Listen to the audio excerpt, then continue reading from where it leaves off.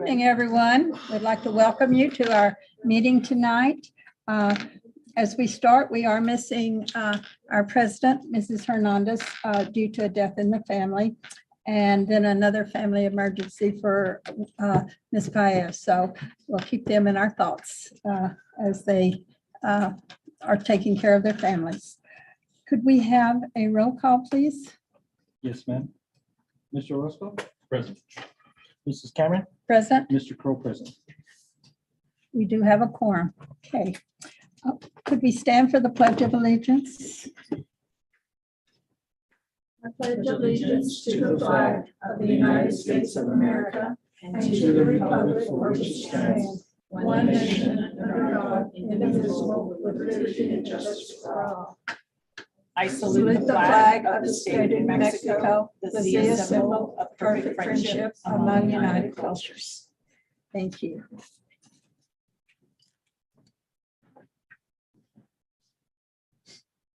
Do we have a motion for the approval of the agenda? Or I guess I should first ask, are there any changes? Okay, I would entertain a motion for approval. I'll make that motion. I'll second that motion. We have a motion and a second. Roll call, please. Yes, ma'am. Mr. Orozco? Yes. Mrs. Cameron? Yes, Mr. Crowe, yes. the motion carries. Number 5 is reports. Mrs. Chavez. So we're going to start, Madam Vice Chair, members of the board, with a special recognition. On August 30th of this year, our very own athletic director, Mr. Bernie Chavez, was named the Class 5A New Mexico Association's Athletic Director of the Year. So Mr. Chavez, would you please come up?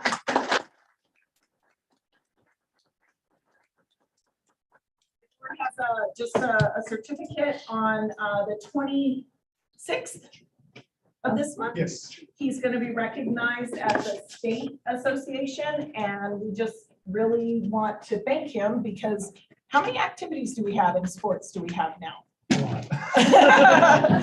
That is a Saturday going on right now. Right. We have a ton of activities and a lot of athletics and a lot of programs going on that Mr. Chavez and his team run. And it's a small team, but a powerful, mighty team. And Definitely so enjoying that. we're very honored to acknowledge publicly your commitment to our programs and our kids. And congratulations, you were well deserved. Thank you. Very Thank well you very deserved.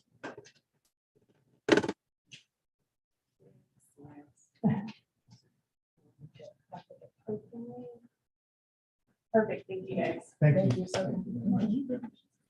Congratulations.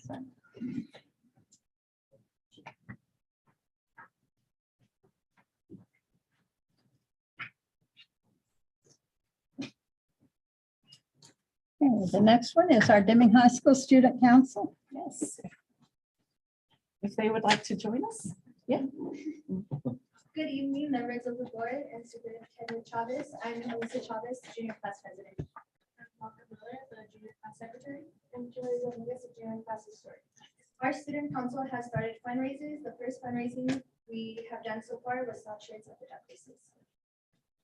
Our main focus right now is homecoming and homecoming week. And after coming back from fall break, our next main focus will be hosting the Southwest Fall District on October 20th. And we're hoping to have Bruce's, Gaston, and so. You're going to be busy. Yes. So I have 2 questions. How did you do with your shirt sales at the duck races? Pretty well. Honestly, this was my first year ever doing this, and it was a lot busier than I really thought. So I would think we did really well. So my second question is, you're Alyssa Chavez? Yes. Are we related? Maybe. I was just wondering. We have a lot of Chavez's here tonight. I'll have to do a family tree thing. Yeah. Well, congratulations for all your work. And we know that's on top of keeping your grades up and doing everything else. So thank you for that. Thank you. Okay, Early College High School Student Council. And I believe we have Ms. Kwong and. Oh, great. Awesome. Okay. My name is Leslie Isabella, and I am student council president at Early College High School. The first update I want to talk about is homecoming. We have different committees for different activities. For example, powder puff team, powder puff cheerleaders, and float decorations. Those are all different committees that students join. Currently, all students are participating in homecoming.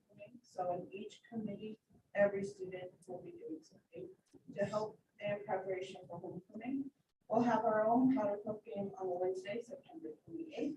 And Mr. Foging, a former Wildcat football player, is a parent volunteer coaching both teams for powder puff. And on Thursday, September 29th, we will be participating in a homecoming parade with 2 trailers decorated by the students. Also, we will have a spirit week filled with dress-up days and fun games during lunch to inspire school spirit. The second update that student council is planning is winter ball. We have 62 students who signed up to help with winter ball. Currently, we have students split up into different committees, committees to plan the different aspects of hosting and planning events. And winter ball is approximately planned to happen in December. The third and final update is that the student council district conference.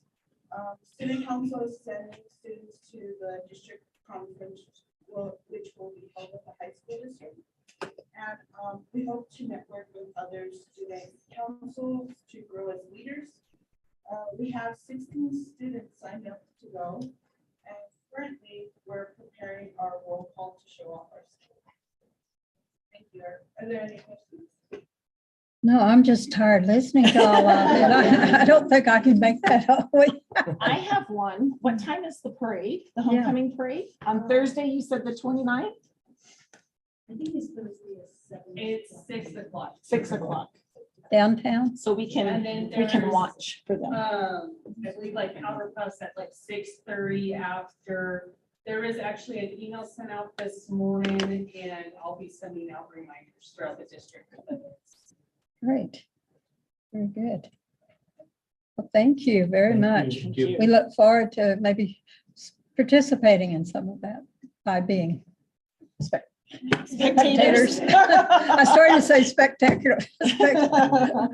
All right. Next is our NEA, Deming. I don't see. I don't see Miss Chung here, so we will skip that. And the next item is the year out update presentation. Go ahead. Excellent. First of all, thank you all for letting me come, and it's been a while, so Yes. we've been working really hard with the team all year. My name is Tara Trafton, and it's really good to be back. Thank you again. So yeah, we've been working with your team hand in hand for the past year. We've been in many of your facilities, just really trying to deep dive to understand how you're using your energy and water and to try to identify some opportunities for the district to save a little money. So we can go to on the agenda. So first I'll be presenting a little bit of the background. So the different steps we've been taking throughout the project. I can share with you some of the utility analysis that we've performed, share with you all of the different measures we've evaluated. So this is the comprehensive everything that we've looked at. It's not necessarily the final project scenario. We've been working with your team really closely to refine that down to project and scope that the district is comfortable with. But I'm going to share with you everything that we've identified so far. And that will all be part of the investment grade audit report that you'll be receiving at the end of October. And then I'll share with you the next steps. So when we look at the background, go through the project background and we look at the different milestones. So early this year, we had a kickoff meeting where we looked at the different project objectives, worked with your team to understand what are the priorities, what are the pain points. We then spent the next several months gathering all of your utility data, analyzing it. We came back at 30% with some preliminary utility baselines, understanding which buildings are maybe using more than we would expect, et cetera, so that we could understand where to focus. Had some conversations around different measures we were going to investigate. We came back at 60% with a couple of different scenarios. From there, we've been refining with the district. We're going to be presenting 90% here shortly with the final project scenario. That final project scenario, it then gets drafted into the IGA report. The report will then be certified by EMNERD, Energy, Minerals, and Natural Resource Department. They provide a third-party reviewer for the school district who reviews all of our calculations to make sure that they are sound, that the savings are achievable, et cetera. Once that's certified, that becomes the basis for the energy performance contract, which is the construction contract. Project funding can be secured. We move into project implementation, which is the construction period essentially. And the last step is measurement and verification, the performance period, where we actually go through and look at the data to make sure that we are achieving the savings that we guaranteed to the district. So in this particular project, we've been looking at 20 sites. It's the majority of the portfolio of the district. Basically, the buildings which are excluded are those that are newer or have really low usage, maybe their storage or a garage, things to that nature. So 20 sites across the district, approximately 740,000 square feet of building space and 80 utility meters, which Oh, is wow. a lot. Yeah. You had to So- look at each one? We looked at each one. We can give you the GPS coordinates of each one. We looked at all the data. So, I'll contact.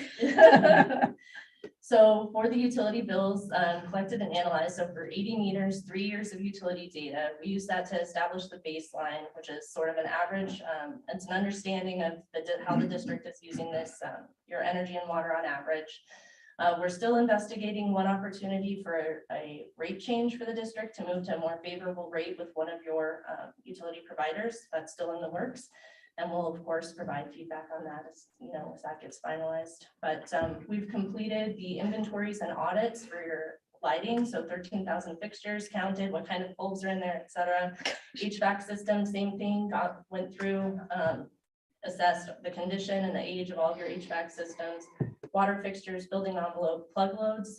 Even if something isn't turned on, if it's plugged in, it's still using energy. So we wanted to capture that information. We've been working with your team also on the building automation systems and assessing the opportunity for solar within the district as well.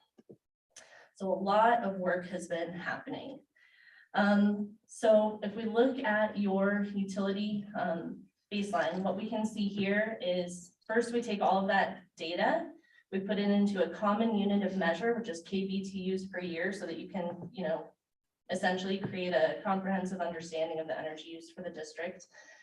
So what we see here is that the district uses approximately 64% electricity, 35% natural gas, and 1% propane, which is out of Columbus, basically. Mm-hmm.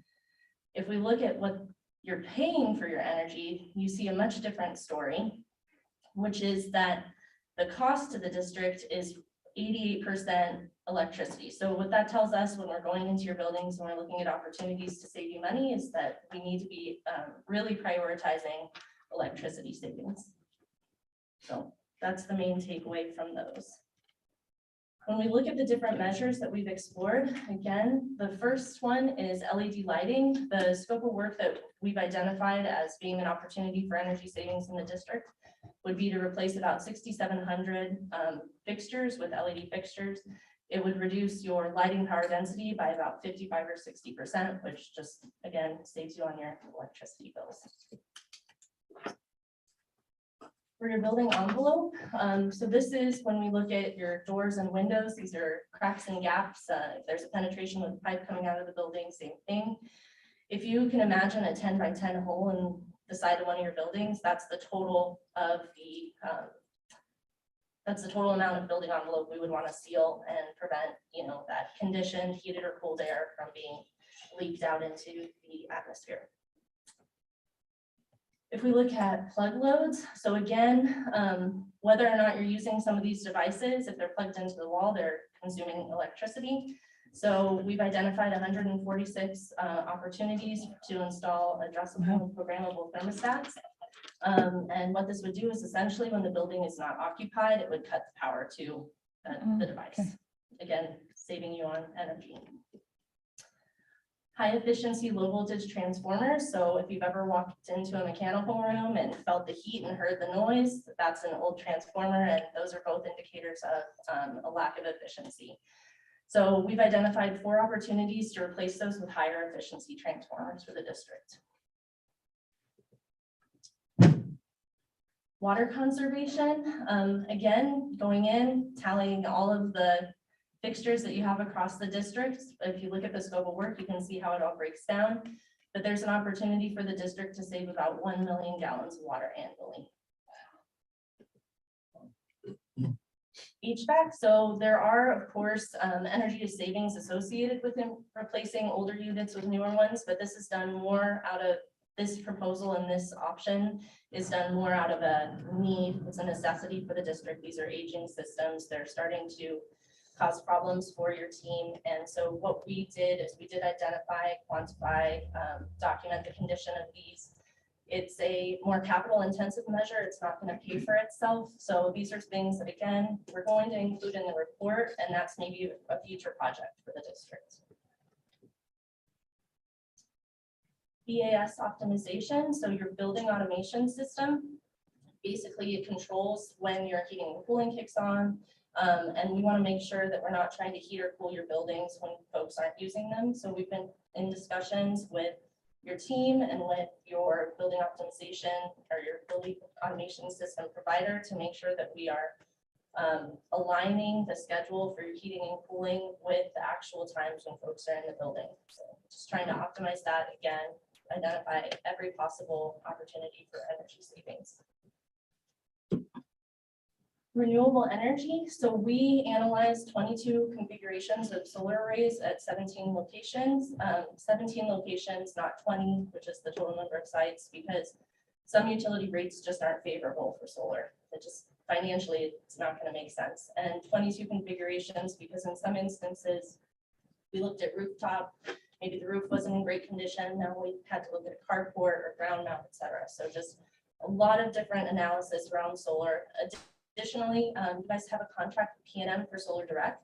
So we did some analysis to make sure that any solar that we propose doesn't interfere with that contract, meaning we don't want to consume or produce so much solar on site that then you're paying for Solar Direct kilowatt hours that you're not using, right? So we're going to include a little bit of a write-up around that utility analysis as well in the IGA report.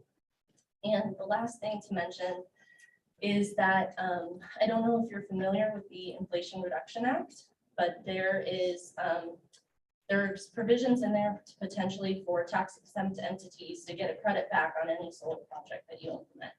So the guidelines from the IRS haven't been defined yet, and as we continue to learn about that, we'll of course continue to share that information with you, because it's going to make solar look even better once we understand it better.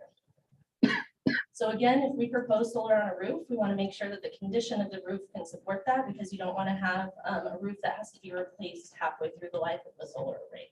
It's really inconvenient to take that stuff down and put it back up.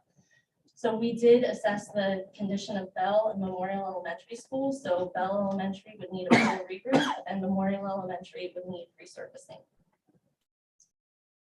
So the next steps, the main thing here is, so the 90% presentation, again, what I just shared with you is all of the different potential in the district for energy and water savings. We've been working with the district, fine-tuning. What we've sort of come together on is about a $2.4 million project that is largely based on implementing LED lighting in the district. It produces 1.2 million of financed energy savings over a 10-year period, and there would be a $1.2 million contribution from the district. RBC is going to be presenting a little bit more about the financial aspect of all of that here in a little bit, but that's sort of how the project is coming together. What you're going to, after the 90% presentation, when we have all sort of gotten the stamp of approval from your team, we document that in the IGA report. We're hoping to get the certification from MNERD by November, project funding secured shortly thereafter. We can start pre-construction in December, which is essentially material ordering, coordinating with your team. And then construction would begin in March. And that's when we would be in your buildings actually implementing some of these measures. And that is everything, and I hope I got it in 10 minutes. You did well. Thank you. Any questions? We'll be talking about how we pay for this and all at a later time. So part of it, we are setting aside we've set aside about $1 million of our regular general funds to help pay for this. We felt comfortable with that. We've looked at all our different, Ms. Doyle, do you want to Yes, speak more to that? it's actually SB9 funds. that we SB9. Set aside to go ahead and pay for this. While setting aside, still being comfortable that we have enough to pay for all of the other facilities and maintenance rights. Thank you. Any other questions or comments? Good presentation. Yes. Thank you very much. Thank you.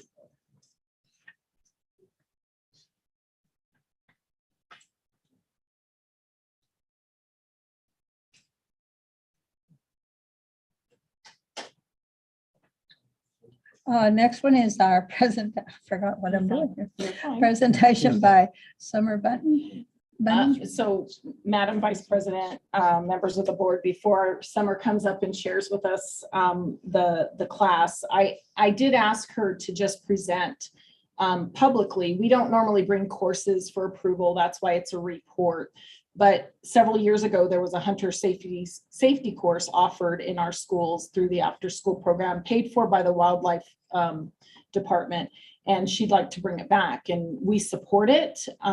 It's all dependent on getting the grant, and Ms. Echeverry is here to also speak to that. And so I just asked her to give you guys the information. Should anybody ask you, like, what's involved in this course, so that there isn't misinformation being shared. So Ms. Bunting,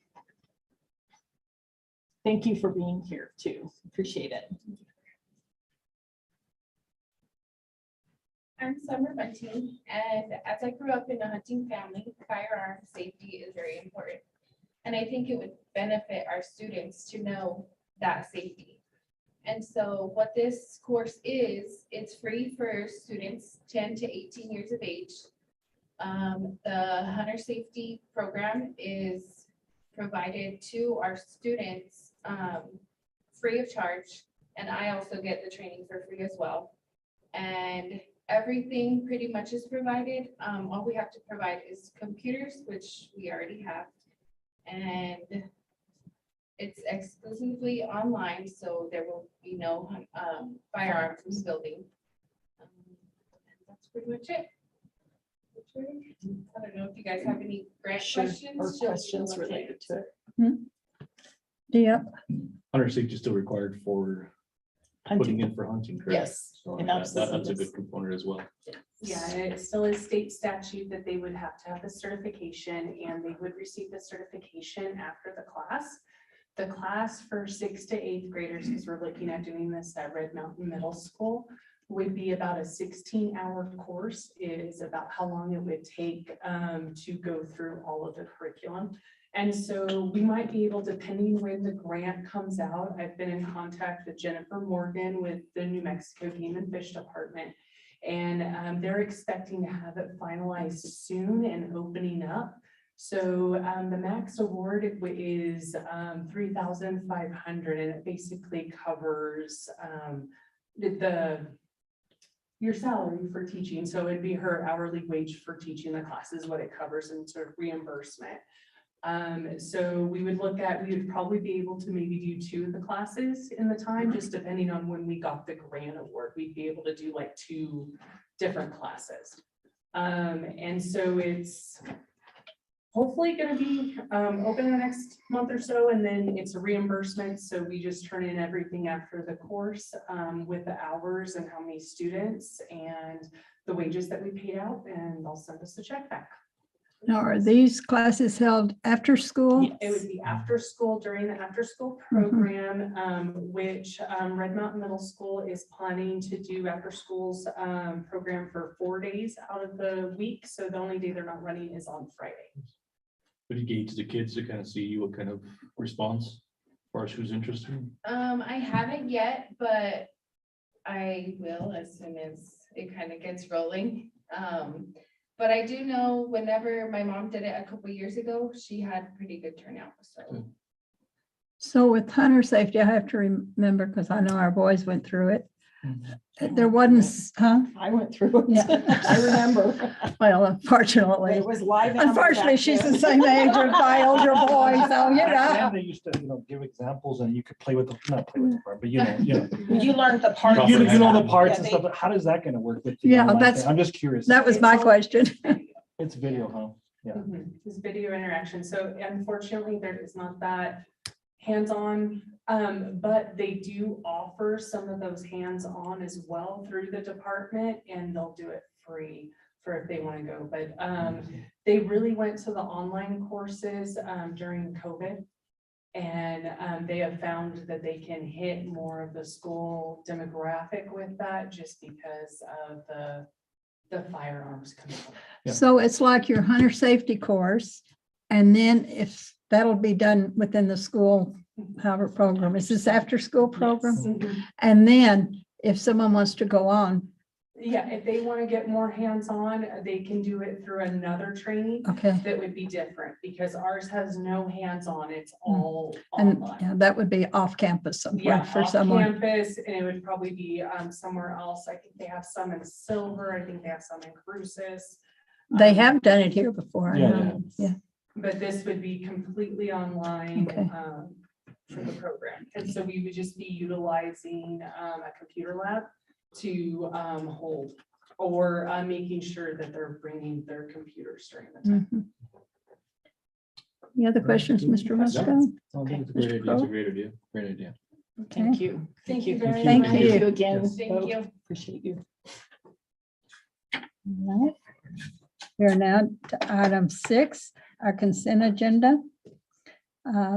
Item A, minutes of the special meeting held September 8th, 2022. Payment of our bills in August. Budget adjustment request. Is it ESER 2? To ESER, how do you say that? Yes, or two. I thought so. Carl D. Right. Perkins, Migrant Children's Education, New Mexico Pre-K and ARP. So. I'll make a motion that we approve the consent agenda. Do we have a second? I'll second that. We have a motion and a second. Can we have the roll call, please? Yes, ma'am. Mr. Roscoe, Yes. Mrs. Cameron, Yes, Mr. Crow, yes. the motion carries. Thank you. All right, now we're down to action items. Action item A is the approval of the budget adjustment request. Madam Vice President, members of the board, we have Ms. Doyle to share with us all the different bars that we have to approve this month, or you have to approve You're this going to month. entertain us, right? She is. Good evening, Madam Vice President, members of the board, Superintendent Chavez. That's a lot of pressure, but I'll do my best as it relates to budget adjustments and entertainment. So the first budget adjustment that you have before you is related to our GO bond library carryover. This is essentially funds that we did not expend last year for a 2018 GO bond, and so we are requesting budget authority so that we may go ahead and expend those funds this year. The next one that you have before you, as you know, we did just sell a bond, and so our bond proceeds, we sold the bond in August, we received the bond proceeds, and now I am requesting the budget authority for the cash that we received for those bond proceeds. The next one is related to a new funding that we will be receiving that was a bit of a surprise, much welcome surprise. We're happy to receive it. So this is risk intervention and response, and this is for both Bell Elementary and Members Valley. I don't unfortunately know much about it. Ms. Chavez, if you want to speak a little bit. Sure. So it's what it says. Our schools, you have approved already.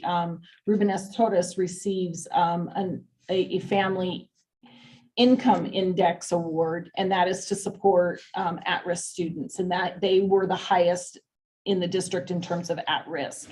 Then the second round of funding is called the at-risk intervention, which is the next level, and Bell and Members Valley were awarded based on their at-risk population. As you know, there's a number of factors from poverty, mobility, migrant, homelessness, like they take all of the components of what deems at risk and they identify. So Bell received something in the neighborhood of 100,000, and I believe Members Valley was at 30,800.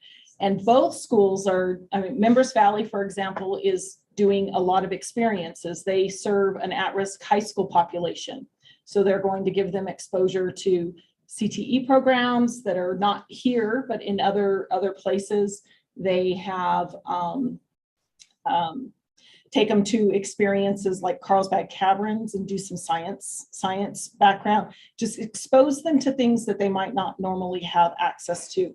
Bell is doing something similar with field trips and making sure that kids can see and experience things that they wouldn't normally have the opportunity to do. And then the last that you have before you is moving funds to pay for seating in public areas that I know that we've already spoken to you about. And then also some HVAC upgrades for the athletic field house. So I'm requesting to move money to the appropriate program so that we can capitalize that as necessary.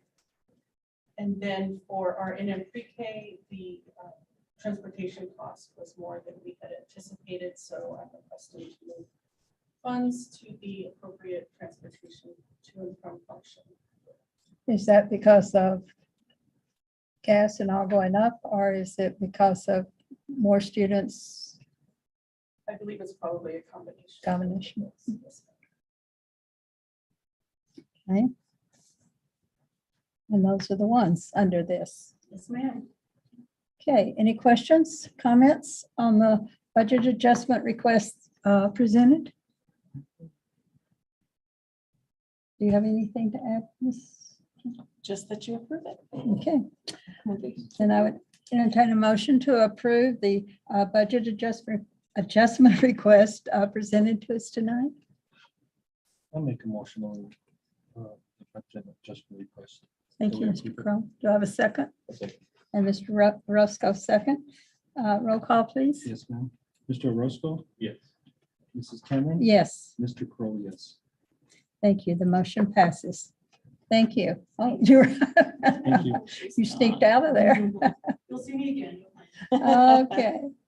And item B, Item B, action item B, Madam Vice President, members of the board, is the consideration and approval of a resolution. And we have Pat Ives online and Regina Gaisina on here in person. So thank you for being here to go over these two projects with us. Members of the board, superintendent, picking everyone also does this work throughout. Another party to the financing that the district's about to obtain. As have been mentioned earlier today, the district will require, in order to accomplish this project, about $2.4 million. The district will be financing internally through general fund about $1.2 million in order to do this financing. And we are looking at the other component, $1.2 million, to be financed through New Mexico Finance Authority as an alternative to your typical issuance. So I know you're very used to doing GO bonds that are financed by the tax dollars. However, a special program was created in 2005, a separate fund that is managed by NMFA and initially funded by gross receipts tax. So right now, that fund has available for the district to obtain $1.2 million. So once the district issues those bonds, basically what's going to happen is that the debt service on those bonds will be taken out from your SEG directly and then paid to the NMFA. So PED basically will intercept the money and then NMFA will receive the payment. If you go to page 2 of the presentation, I think that will show a little better of why you're financing and where the savings will come from. Here, it's this one. We were provided preliminary savings that are projected to occur through the years of 2024 through 2033, about $1.6 million. And based on current interest rates plus additional 75 basis points to be conservative, as we are continuing to see volatility in the markets, we are looking at a total debt service about $1.5 million to finance this project. And here on the right side, you see that that would generate additional $17,000 approximately annually in savings for you. So from those utility improvements, you will be realizing savings. Although the funds will be coming out of your SEG, but the actual utility savings will compensate for it. So at the end of the day, the district will be coming out net positive. So total over the life of this project, we're looking at about $175,000 to get. Those are just the estimated numbers.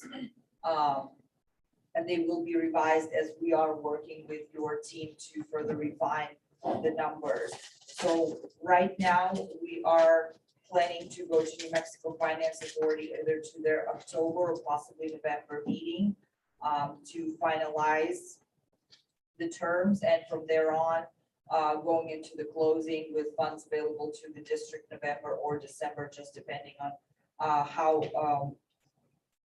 things are getting ready with the project. The first year of the interest component will be financed through the capitalization. Basically, we're borrowing the first year of interest while the project is being implemented. So that year you will not have the intercept yet. So right now we're looking at a cost of about 3.5% to finance this loan.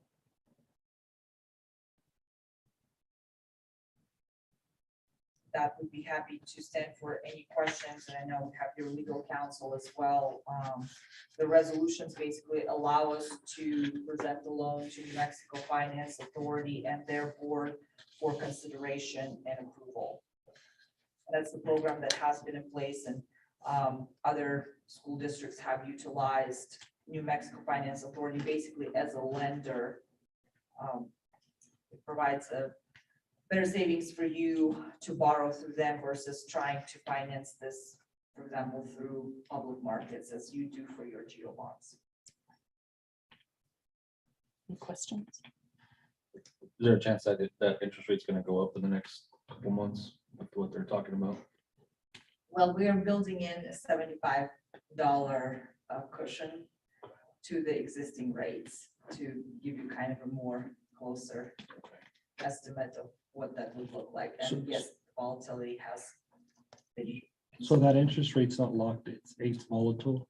So this rate is not locked in, it's just an estimate based on current interest rates that NMFA would provide to you, plus additional 75 basis points. The final interest rate will be determined once we have NMFA board approval, in addition to all the other approvals that are required for this project. So the actual interest rate will be determined when we set it with New Mexico Finance Authority, whether it's going to be beginning of November or beginning of December of this year. It'll be locked. It's It just right, will right, be it's just right locked. now with what they're talking about, it looks like it can jump. again. Yeah. Right. Mhm. So it would be at a higher interest rate. Okay, is this something we're required to do? Absolutely not. So this is part of that energy audit Mhm. that we've been working with Year Out on to save those energy costs. I would say the guarantee really from Year Out is that it will be net neutral. So we will, if right now we're projecting there will be about $17,000 in savings coming basically from the district. If it were to, that's where the evaluation happens about every quarter, correct? And then we look at that. So they But have, that's a projection. What if it goes crazy? You know, zombies come in next week and all, it goes crazy. What happens then? Then we're responsible for whatever has to happen, right? You are to keep the zombies out. Well, you know. That's your job. So what happens then? We're responsible for whatever happens, right? So we're responsible for the debt, I think the agreement, So- if you want to speak to that, Tara. So I can just, I don't, as far as the interest rate part, that is not my forte. Okay, But when we finalize the project scenario with the interest rate that we're considering, we have to be able to, we're guaranteeing your savings, right? So we are ensuring that you are able to make the payment. If for whatever reason, the utility savings, let's say if they fall $5,000 short one year, we write you a check. no, that's fine. So, And maybe this is, yeah, so we can't lock in that, we can't Yeah. lock anything in, we can't, I When mean, we confirm it. in once we November. confirm it, we just don't know what it's gonna be. Yes, and so there is always a chance that if the rates go up to the point where the savings basically erase themselves, that would be a different question. We might have to wait to lock in the rate. But you said that there's an assurance of, to fall back, a guarantee. yeah, so it's Yeah. guaranteed energy savings performance contracting is the contract that would be signed for construction. And so in that, we take the results of our investment grade audit, with all of the savings that we've identified, and again, if there's a shortcoming, then we have to write you the check because you're taking out a loan against this, and the state that provides oversight, it's on us to make sure that you guys are always whole. We include a safety factor in our calculations, which means that you'll likely be actually net positive in this instances. And in the event you are net positive, that's just money to the district for you guys to use. From the time we approve this, how long are we locked in? How long is that gonna take right away, or it's gonna take some time until we sign, whatever, about 6 months, 3 months? So right now, we're probably looking at 2.5 months, just depending on how long the process of other approvals will take between the final numbers that we're looking at and. An MFA. Wish we could lock it in today. Yeah, my name is Neil Skyber, and I'm Yeah. a consultant financial consultant to Year Out, and it's good to see you, and Superintendent, nice to be here. Under the statute, the district's responsibility for making payments never exceeds 90% of the guaranteed savings amount. So if you're expecting to get $100 of savings, the payment's only gonna be $90. And so that's gonna help you buffer this issue about interest rates, because you can't lock a rate until you're ready to close. And you've got NMFA and their process, and you've also got to get through MNERD so that you can do the certification for the audit. So What is MNERD? Environmental. Minerals and Natural Resource Thank Department, they you. review our calculations to make sure that they seem reasonable. Yeah, Okay. that's all. thank you. No, that's it. That's just, I guess the quicker the better, I guess, huh? Right, so tonight we're asking you to approve the process for submitting the application. And then after that, we'll consider the resolution. So they're going to be two separate Yeah, we want to make sure. actions. We want to make sure that we get in on NMFA's agenda in front of the board and actually get the loan approved, just because the funding is limited. 1.2 million is all they have. To make sure that other issuers don't come in and. Right. Yeah, apply for it. First one to the table. Just because it takes, a while for them to actually free up that capacity.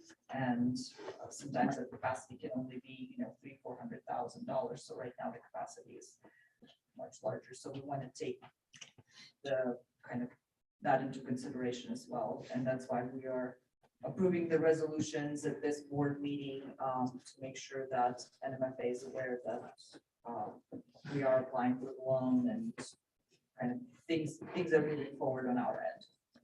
And what if we don't get it at this lower rate? What if it goes sky high? Are we still going to be? Well, we will, as the timing approaches to lock in final interest rates, we'll obviously evaluate where the loan stands at that point. And This is to approve the submission of the yeah, this is application. just. Okay, we're not committing to the money. We just are committing to submitting it Exactly. to see. Getting approval from Okay. New Mexico Finance Exactly. Authority Board, yes, so the district always has the option of not financing, not proceeding with the financing. Until the rates are locked in and the loan is actually Right. closed, you're obviously not required to pay anything back. That kind of, Softens the blow. yeah, softens it to know if something happened really. This is more like indication of interest from the district to an MFA saying that you're interested borrower, and they on their end will still have to qualify you. But they do require for the board approval in order for them to proceed with qualifying you for the loan. Oh, okay. Okay, so there's several more steps after we qualify. Yeah, New Mexico Finance Authority will have to pass the loan through their internal approval systems and their committees to make sure that the savings are in fact there. They will be reviewing all the documents as well. Okay. That's a little softer. What is, any other discussion or comments? Do we have a motion? I'll make that motion. Okay, I'll second that motion. we have a motion and a second. Would you call the roll? Please? I mean, call for the vote. Yes, ma'am. Mr. Orozco? Yes. Mrs. Cameron? Yes. Mr. Crowe, yes. Okay, the motion passes. Thank you. Thank you. Thank you. I think you know we're not against it. We're just, Yeah, cautious. we're cautioning. All great questions, Yeah. Especially given the current interest rate environment. I think it's prudent to ask those questions. Thank you for Thank coming you. all the way. Mhm. Albuquerque. Okay. Next is our, where are we? We're on item C, Madam Vice President, members of the Yes. board, consideration and approval of a resolution authorizing implementation of energy efficiency measures. And we have Pat Ives on Zoom, our attorney, our legal representation, to go over that with us. Yes, good evening, Madam Chair, members of the board, Superintendent Chavez. I'm sorry that I'm not down there. I see Neil and Tara and Regina, and I'm feeling a little left out. But I appreciate being in front of you and you allowing me to join by Zoom. So you have just approved the resolution that allows us to move forward to the NMFA and ask them, basically submit the application, asking them for the ability to proceed with this project. This resolution that you've now got before you is sort of all the other pieces that need to fall into place that I think have sort of been described to you. And basically what we're asking is that you sign this resolution that will allow us to move forward with that process. Once NMFA approves your application, then we can start working on numbers. We can start working on the what's sometimes called an intercept agreement, whereby they'll be able to retrieve monies that would be coming to the district that you have earmarked and would be sent directly to the facility, I'm sorry, the finance authority, so that you don't have to pay it out yourselves. Basically, it's sort of a redirection from the state, either from PED and or the Treasury Department.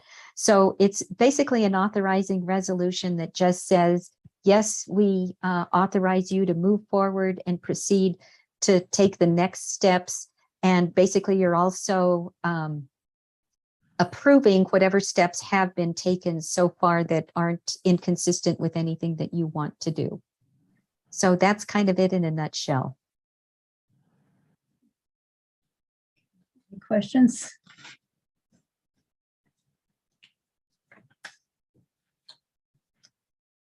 Any comments? Superintendent? But just request that you approve it so we can move forward. Okay. We have a motion. I make a motion and we approve the resolution. I'll second. We have a motion and a second to approve the resolution. Would you do the, take a Yes, ma'am. vote? Mr. Orozco? Yes. Mrs. Cameron? Yes. Mr. Crowe, yes. Okay. All right. Now we're on Item D. We get to go to the second page. Thank you. Thank Thank you you. all. Thank you all. Thank Good night. you. Bye-bye. So, Madam Vice President, members of the board, item D is consideration and approval of a resolution authorizing the donation of office equipment to the city of Deming. You actually did approve the inventory of the items to be disposed of, and Mr. Turner is going to give you an update as to why we have to do this resolution as well. Madam Vice President, Superintendent Chavez, members of the board, before you for consideration is the resolution authorizing the district to donate the office equipment to the city of Deming. State statute requires that any donation, government to government, is processed through a resolution. And when Mrs. Chavez has described your prior approval of purchasing brand new office furniture for the Florida branch transportation and technology buildings. So we are going to take what's there currently and we are going to donate that to the city. And then we're going to bring in the new equipment for those staff members. So this is just a routine thing that needs to be approved and has stand for questions. Florida branch technology and what was it? Transportation. Are these the ones that were in place when I first started teaching in Probably 19? before. Yes, Probably is before, correct. okay. that is correct. After 42 years, it's still there, okay. That is correct. My name might be scratched somewhere, who knows? I'll make a Okay. motion for consideration. We have a second? I'll second it. We have a motion and a second. Would you call for the vote? Yes, ma'am. Mr. Orozco, Yes. Mrs. Cameron, Yes, Mr. Kroll, yes. the motion passes. Thank you. All right, on to the next item, E for approval. We have Mr. Wertz here, our Director of Facilities and Maintenance, to go over our district preventative maintenance plan and seek your approval. Good morning. Oh, is it? Is it morning? It's Close Somewhere. enough. Close enough. Close enough. Well, there have been longer meetings. It's good, it's a pleasure to be here, Madam Vice President. Thank you. Board Superintendent Chavez. It's September, and so it's my opportunity to come talk to you about our preventive maintenance plan. This preventive maintenance plan is something that goes to the state of New Mexico every year. It has a lot of tentacles out there. It helps us to run our program, but also helps us to achieve funding from the state. As we have one of these, it gives us points. We go and ask for that funding. It gives us points on when the PSFA comes in to grade our facilities. It's one of the big factors, and I think it can raise our score back to 5 points by having one of these. If you look through it, there's about 21 chapters on there. It covers pretty much everything we do in the district. I only got through 18, so. One of the things it really does is helps us set our goals for the department. And the other thing that I'm going to bring, I'm kind of have a two-pronged approach here, is Superintendent Chavez had asked me to share what we call our meaningful matrix and what it does and how that guides us. So our preventative maintenance plan helps us with our meaningful matrix, and those are our statistics. These statistics they're done by, I go through once a month. It takes me about a day to go in and pull all the statistics and to put them on a spreadsheet so we can see how we're doing. You do that every month? We do that every month, and I report that to Superintendent Chavez every quarter. And it also goes to the state every quarter.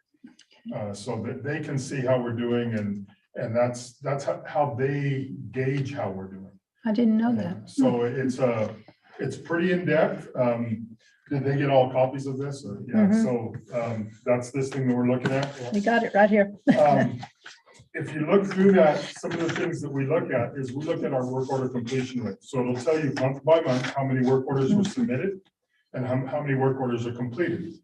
Our district, our department goal is a combined preventative maintenance and work orders to be at 95%. That's what we're hoping for. We'd like 90% of our work orders completed at the end of every month, and we'd like 95% of our PMs. And so we combine them into 95% that we're looking for the whole thing.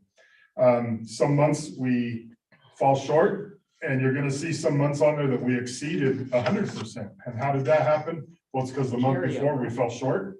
And so all those got closed the next month, and so we actually closed more than we opened.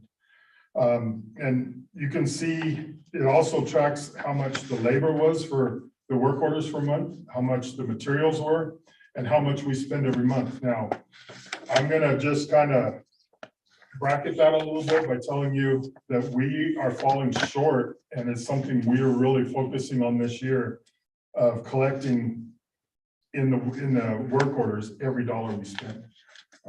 We get other companies that come in and do work, and we spend money with them, but those aren't collected on the work orders. We're trying to put in work orders for that so we can collect that money and really get a true picture of what we're spending. Because we spend a lot of money. So. Who you have handles that. who handles, do you have yourself or do you have an assistant? Who do you have, who works with this to make sure this is all inputted? I do. You do it all. So if I need something, I could call you at midnight because you're probably up there putting this in, right? I'll actually call me at 5:30 in the morning. Oh. I put it in bed. You don't have a chance. then. I'm not a night person. Oh. I'm a morning person. So Wow. you can go through those graphs and you can kind of see that we've captured what work orders were put in, how much were completed. We've graphed our work order costs. Then our PMs, that's our preventative maintenance. So when we go out and change filters, that's preventative maintenance, because if we leave them in too long, pretty soon we're going to be changing a compressor that went out because that unit can't breathe. Going and checking our belts.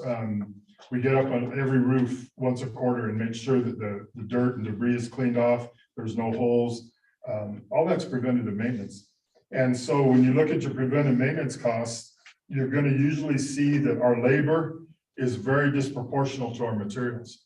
It's because there's no materials. We're getting up there, we're preventing. When the materials go up, if you look in May, you'll see our materials were pretty high. Well, our filters were one thing we were not catching on our costs. They weren't putting those on their work orders. And that was the first month we put in our filters on our work orders. So you can kind of see that that month kind of catches up on things. Then the next sheet is the number of work orders that are what we call the backlog. What didn't get completed? And so this is a really good opportunity for me to look and see how my crew's doing. You'll notice that the months of November and December, we struggle, and that has been a pattern. And a lot of that is because there's a lot of vacation taken at that time. A lot of guys off, and we usually end up having backlogs during that time. As you know, Deming's a hunting community, and October, November are hunting months. And so I end up having a lot of guys on vacation, and we end up getting backed up a little bit during that time. The next page is just a bunch of numbers that we use to look at what it costs, work orders compared to PMs. We look at vandalism. And the only thing I got to say there is you're going to see a lot of zeros, and it's because when vandalism happens, it doesn't get put in the system as vandalism. And so that's something that we got to work on getting. We're trying to catch all those and get those changed. That's just probably a lack of understanding. Where did they go? Just It just regular goes into a maintenance? regular work order. Okay. Yeah, but at the same time, we don't get a lot of vandalism work orders, so That's it good. isn't really disproportional. I mean, there's some places that'll deal with, 30, 40 vandalism work orders a month. And we just don't get that. We do have the vandalism, but it isn't on that level. Okay. It tells you how much it costs us per student. So right now, with the cost that we have in, we're at about $13.20 per student to run the department. I think that number is probably closer to $25 to $30 once we get everything captured. It also tells you how much it costs per square foot. Right now, we're at about 7 cents a square foot, so probably about 14 cents a square foot to maintain our buildings for the year. So not bad. That's not. I also have a goal with my department that my guys are logging in their 32 hours a week. And that's, the state asks for 28. And you're thinking, well, we put a 37.5 hours, why 28 and why our 32?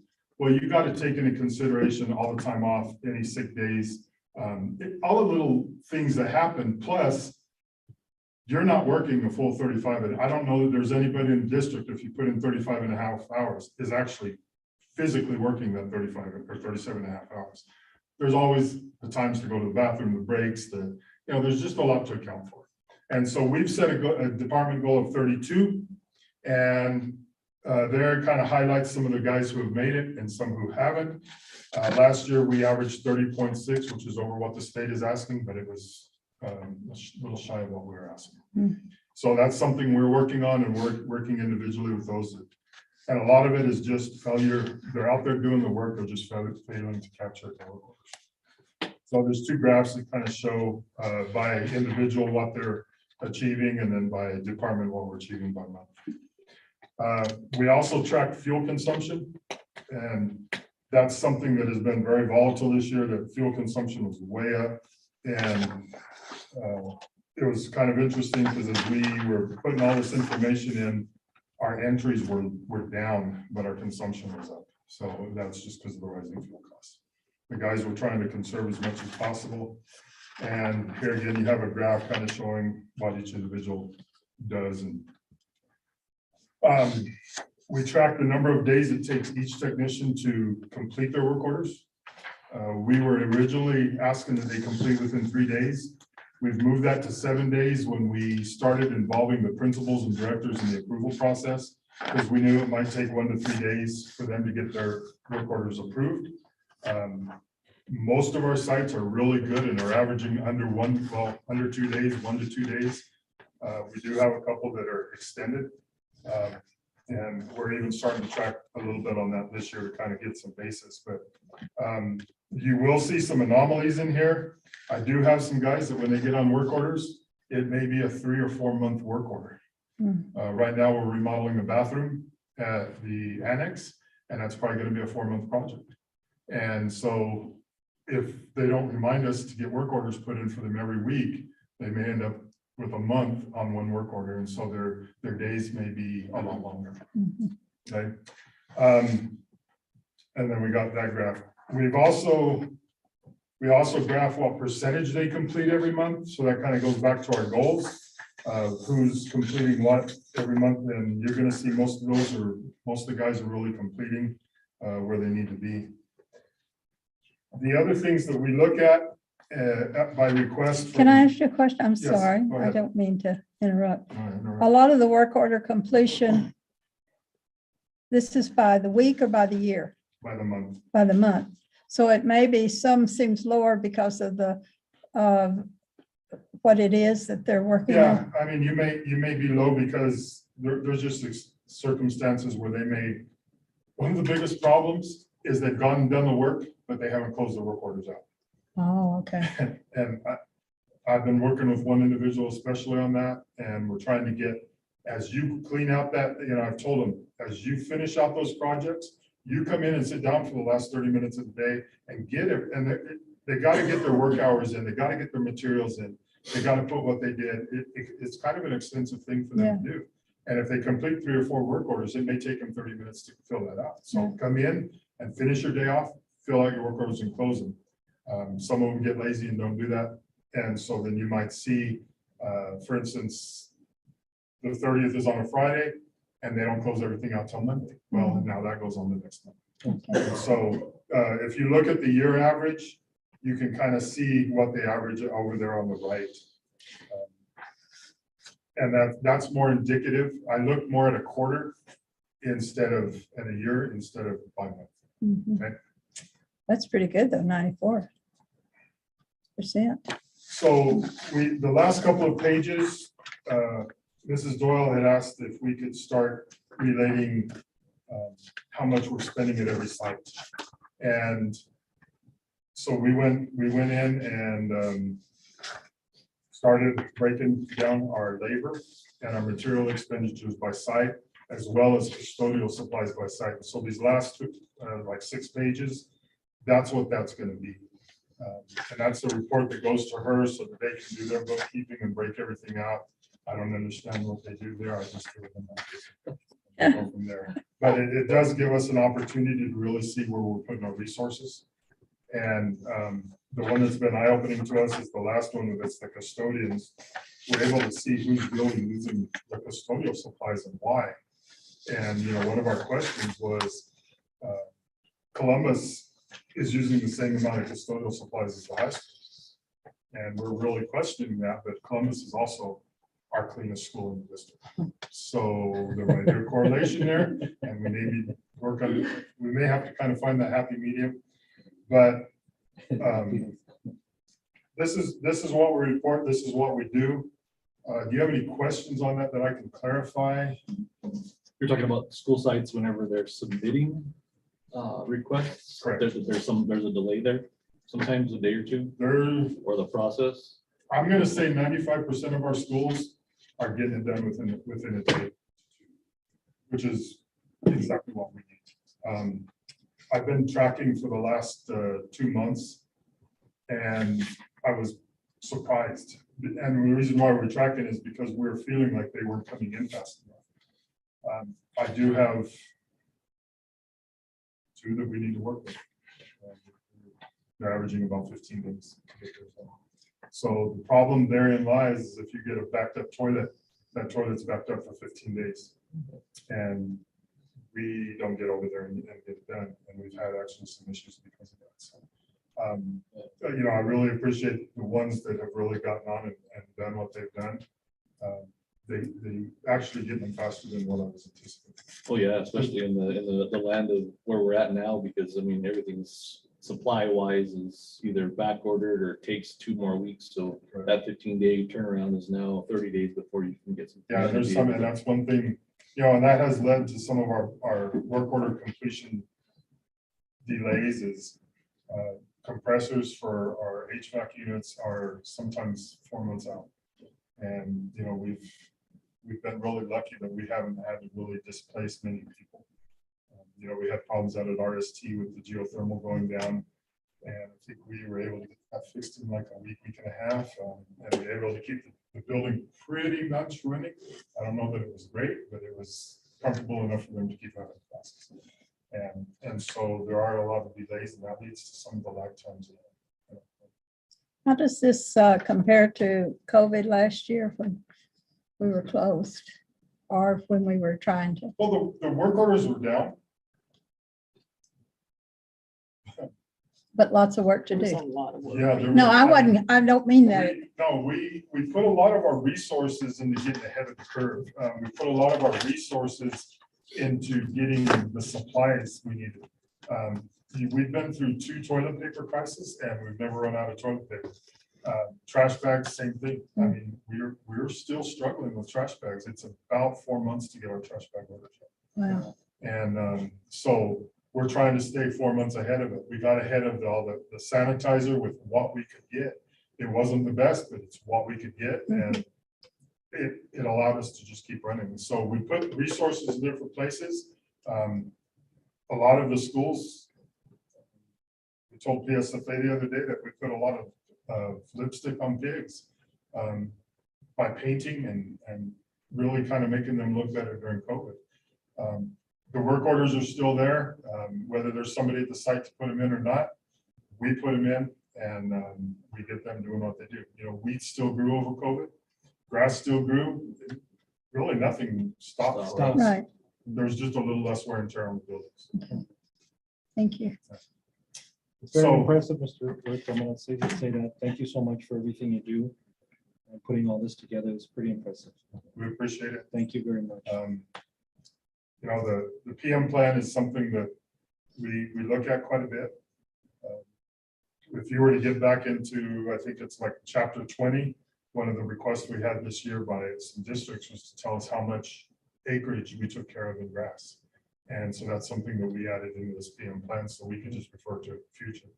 It did take some time to get that calculated, and so why do it again? And we added it in there. It's a document that we look at on a regular basis. I'm supposed to look at it monthly and change it. I'm not that good at that. But we do look at this on a regular basis, and this is what drives our decision making. You know? So I remember. Definitely beneficial, because I mean, that's one of the gripes that I'm sure we get if people say this or that school or this. I mean, and this is very insightful in that time being spent. It's just a matter of resources. It's a matter of manpower and trying to get to those things. And, you know, maybe a little bit of people dropping the ball in the not getting those work orders in, or getting the request into you guys to get that addressed. Right. You know, that we got to be better at to be able to not have that. We realize that all the directors and principals are under a lot of pressure in their sites, and we don't expect them immediately. And a lot of times when we get emergency situations, we go do the work without the work order, and that happens on a regular basis. The problem is if we don't get that work order, that documentation doesn't get in and it doesn't show what we were doing. I know when I took over, that was one of the issues, is that we weren't showing our hours worked, and I think we're averaging something like 12 to 14 hours a week being logged into the system. And that we worked hard to show. Last thing I want is anybody saying you're not doing anything. And that sometimes is the perception out there, that they just see the guys driving. Well, we're driving from one site to another, one problem to another. It isn't just we're cruising out just to cruise.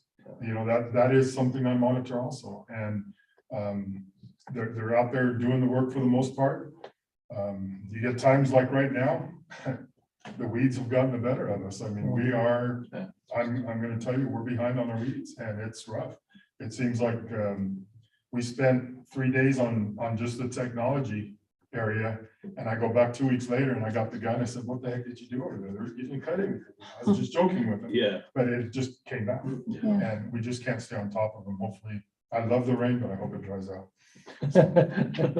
But yeah, we appreciate it. We appreciate the support we get from the district. And, you know, if you have any other questions or concerns, I'll be happy to address this. Well, I think after your presentation, we've, well, and before, but we appreciate the diligence you're providing, because it makes a difference, I think, not only in how our schools look, but it makes a difference. The cleanliness makes a difference in our students too, and staff who are in those buildings. And Well, and I think even beyond that, as we look to replace some of our aging buildings, when we're doing what we're supposed to in this district, PSFA just looks at us and says, yep, you got it. And we get the funding we need. And I've kind of witnessed that as I was in my infancy in this job. And it was kind of shocking to me that it was, after they treated so many other school districts so badly, they treated ours very well. And it's just the relationship that we have with PSFA, and this is just one piece of that. I'll tell your staff from the Board of Education how much we appreciate the work that is being done, and making sure that not only we're the cleanest school district, but that for our children, it's, and our employees. We thank them. Thank you. Thank you. Thank you. So with that, Madam Vice Chair, members of the board, we recommend approval of the preventative maintenance plan that's required annually. I'll make that motion. I'll second that. A motion and a second. Would you do the roll call, please? Yes, ma'am. Mr. Roscoe? Yes. Mrs. Cameron? Yes, Mr. Crow, yes. motion carries. How would we dare not do this after hearing all this work? Thank you. Huh? Yeah. For next year. Yeah. Okay. Next item is item F. It's the recommendation and approval of award for RFP 2215. I believe Ms. Doyle is here to present on that one as well as the next one, so don't go very far. I'm not. We'll get through this one. If I And could just real quick, talk a little bit about what Mr. Word said, Sure. to share the method to my madness. I promise there is one. So I do ask him to provide that information, and it is a lot. But as we have received more and more funding, the accountability has gotten more and more. And they're looking now more closely at administrative costs versus school site. And so it's important that we're able to identify those costs at the school site, because otherwise it looks like we're spending all this money administratively when it's really not. And we want to make sure that Yes. PED recognizes, not just PED, but legislative bodies also recognize what we're spending at the school sites, and that we're not administratively heavy. Yeah. Just wanted, that is the method, Thank you. Mr. Burns. I promise there is one. And so before you, you do have two different RFPs, similar, but a little bit different. The first one is related to classroom concessions, fundraising, things like that. We are awarding this, it's both to Peppers and Coke. And so basically this helps us spend above the $60,000 threshold without having to have any additional procurement done. You can see that on, I don't know what, if you guys have the same one that I do, but page 97 of our board packet, you can see that Peppers will offer us a 10 to 50% discount on any items we purchase, and then Coke has various percentage discounts as well. So with that, I will stand for any questions related to this, or actually, this isn't it. It's recommendation. It's a recommendation. Mhm.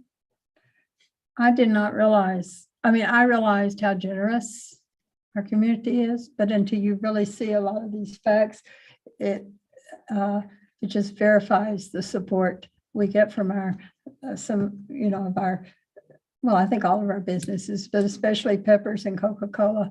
From my time, 42 years, I was 39 and a half years. It was always been so supportive. And at some time, maybe we should recognize them as well, but that's not on here tonight. Wow. Okay, any comments, questions? Okay. Do I hear a recommendation for approval? Do we need separate recommendations for each one?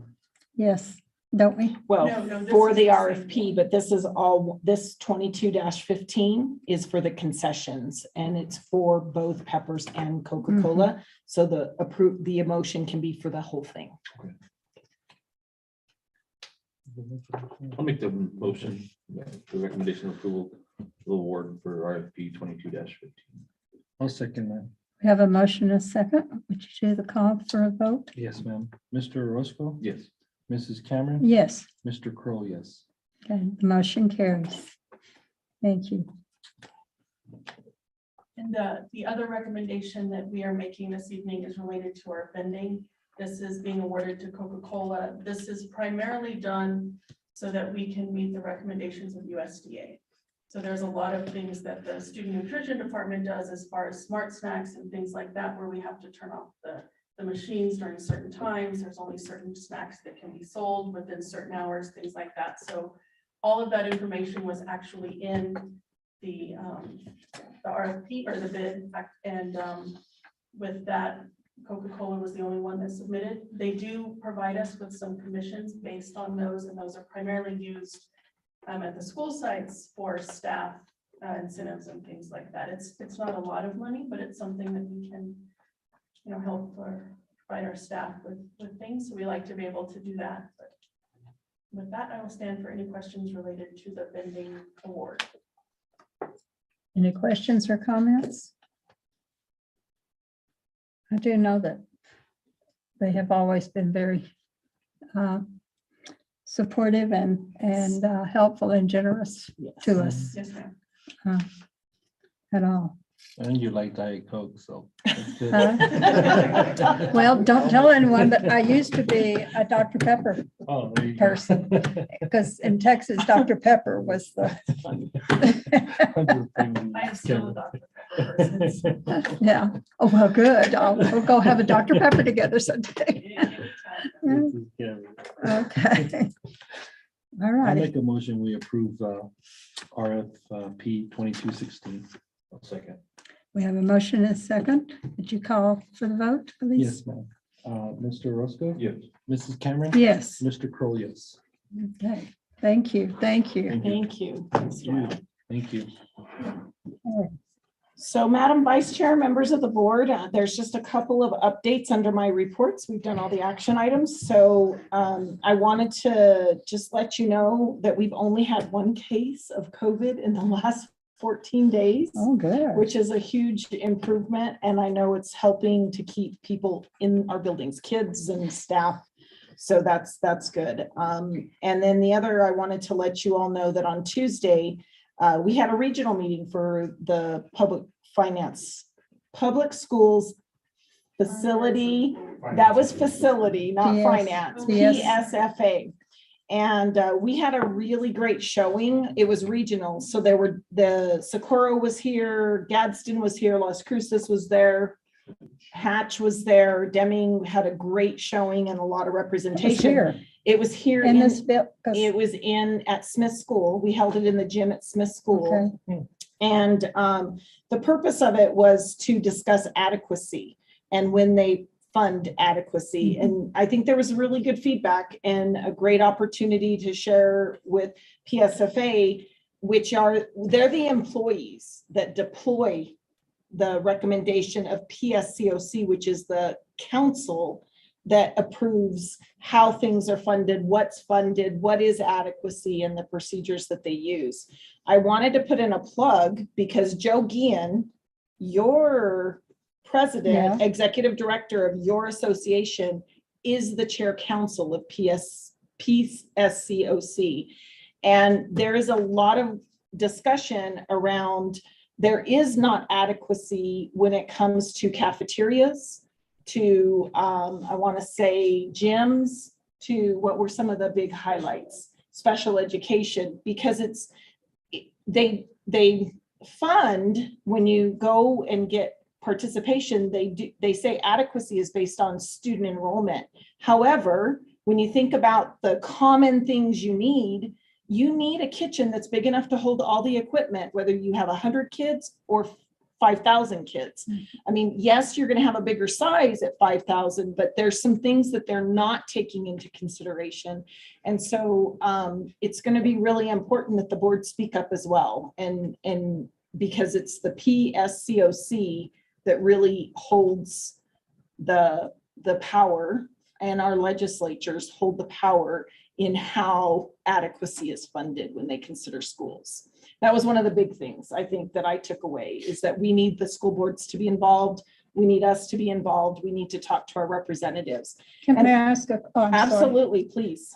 Is it possible when they have those meetings that a representative from the board? attend? Yes, absolutely. Yeah, we absolutely could. I know we can't all attend all, but Mr. Gann was not there. These are the employees that were here just trying to get a sense of, and they're going throughout the state gathering information to share with PSCOC. But anytime you have the opportunity, and we'll look and see when PSCOC meetings are, and we'll make sure you guys know about them. They usually broadcast them if you're able to watch them. If you're not, you can see the agenda and you can send Mr. Guillen a note that says, I see you're talking about this. Here's what we need from, this is what we need you to consider. he's a very good. Yes, listener. yes, but he needs to hear from Yeah. us. So he needs to hear He from can listen, but if nothing's all being of us. said. And then the other piece that they talked about is that the district share, when we share in a project, I believe when the high school was done, I was told we were at about 27% district and 73% state, something like that. Okay. So we're now at more like 40% district with the My Little School project, and 60%, actually 42%, I believe is what our share has to be. And so that has changed significantly in a short amount of time. They are reworking those. So we're hoping that we're going to get some good news January-ish. We're going to keep our fingers crossed and hope that maybe we'll get more participation in future projects. So all of you were there. Anything you would add that you took away from there? Well, Beth, you aren't, but you had great representation. Let me tell you. I'm sorry. No, you're good, but everybody else was there. So. I think the only thing that I saw is whatever we were talking about was also being talked about all over the state. Yes, I And so agree. that indicates that those issues that need to be fixed. Address those. Yes. So. And that's all I have. Is there anything the board would like to? To Then I, add anything? No. Well, every time we come to a meeting, to our meetings, I just think of how hard everyone works out. You work and working not only from central office, but working with the schools to provide the students what we need. And I don't think you probably hear enough thank you. And we do appreciate that because we want our kids to have what other kids have wherever they are. Okay, all right, any board requests for agenda items? No, I have M&Ms and Diet Coke. What else would I want? And our next regular board meeting will be October the 20th. And so with that, I'll entertain a motion to adjourn. Make them, I'll second that. Okay, we have a motion and a second. Do we need to call the roll? Mr. Orozco, Yes. Mrs. Cameron, Let me think about it. Yes. Mr. Crowe, yes. And let's remember as we close, let's remember the Hernandez family and what they're going through with their family during this week. And we know there's probably other things that are also going on with other families, but it must be heartbreaking.